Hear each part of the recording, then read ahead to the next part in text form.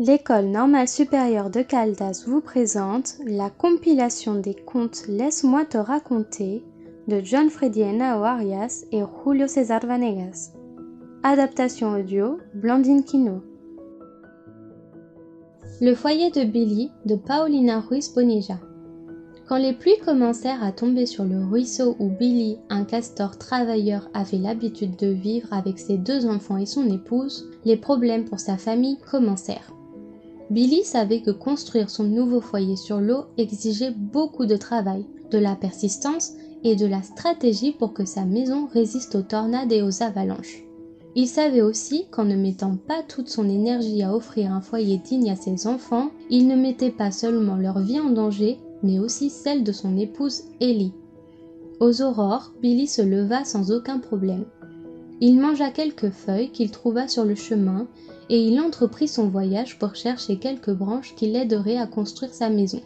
Sa routine, qui n'avait pas changé depuis des semaines, porta ses premiers fruits.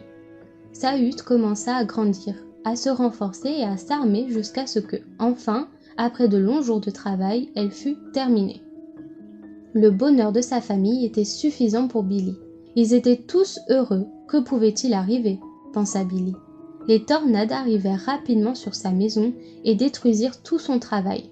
Courant et pleurant, la famille de Castor fuit cherchant un refuge. Billy fonda en larmes. Son foyer n'était plus que de morceaux de branches qui se soutenaient à peine sur les fortes vagues. Ellie, qui lui remontait toujours le moral, insista pour qu'il recommence de nouveau, mais cette fois en apportant des améliorations et en ayant de l'aide.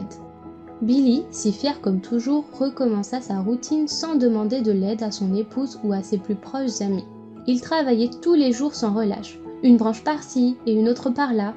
Billy courait d'un côté à l'autre, ignorant la fatigue et les propositions d'aide que ses amis poissons et castors lui faisaient. La tragédie se répéta, encore et encore, jusqu'à 7 fois. Finalement, Billy, pleurant comme un bébé castor, décida de ne plus essayer. Ellie le voyait triste et se demandait ce qu'elle avait pu mal faire. « Tu ne le vois pas, Ellie ?» lui dit son ami Artie, un poisson aux magnifiques écailles bleues. « Il ne construit pas son foyer sur le bon terrain. S'il le fait sur les roches, les branches glisseront. Il doit le faire sur la terre, sous l'eau ou sur la terre des rives, de cette manière sa maison résistera. » Mais Billy ne voulait pas de notre aide. S'il avait accepté, il aurait évité tant de tragédies. Ellie raconta tout à Billy, qui réalisa immédiatement ses erreurs. « J'aurais dû accepter l'aide !» Il s'était rendu facilement. Ses amis, heureux que le castor reconnût son erreur, ne doutèrent pas à l'aider et lui dirent que le plus important était de ne jamais s'avouer vaincu et d'accepter une main tendue quand il en avait besoin. Sa maison fut rapidement terminée, cette fois plus résistante et dure, grâce à ses amis et à sa persistance.